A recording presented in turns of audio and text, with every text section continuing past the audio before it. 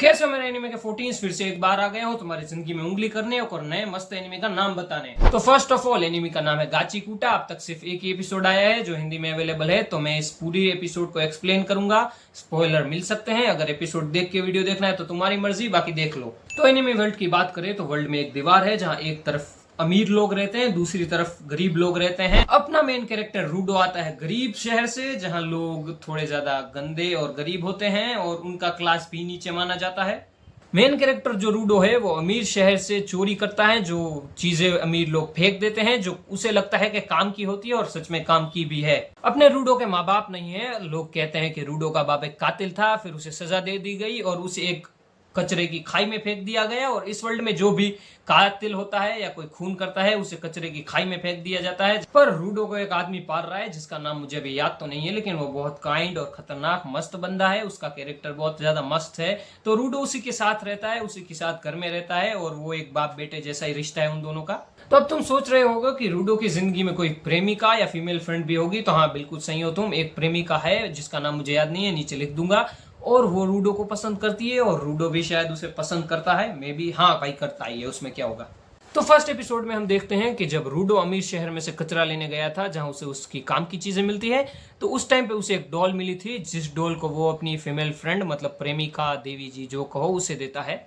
यहाँ तक बंदे की जिंदगी में बहुत सारी खुशियां थी, एक बाप जैसा प्यार करने वाला इंसान था, प्रेमिका थी जो तुम्हारी केयर करती है, तुमसे प्यार करती है। लेकिन किस्मत ये सब कहाँ देखने वाली थी, उसे तुम्हारी खुशी देखकर जलन तो होनी ही थी, तो बंदे की जिंदगी को छोड़ दिया। तो ट्विस्ट यही आता है, जब रूडो अपनी फीमेल फ्रेंड को डॉल दे के वापस आ रहा होता है, तभी एक कातिल जिसने मुंह पर मास्क पहना होता है वो रूडो के गार्डियन पेरेंट को मार देता है उसकी आंखों के सामने।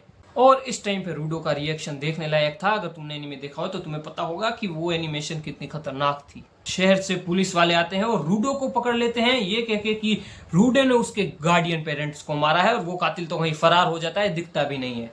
और इस पॉइंट पर रूडो की जिंदगी चेंज हो जाती है, जहां उसका गार्डियन मर चुका है, उसकी प्रेमिका को उस पर से भरोसा उठ गया है कि ये भी कातिल निकला, और उसके गार्डियन का कातिल भी उसके सामने खड़ा है, लेकिन कोई उसकी बात सुनने को तैयार नहीं है। सब बोल रहे हैं कि उसे कचरे की खाई में फेंक दो और मार दो उस कातिल को।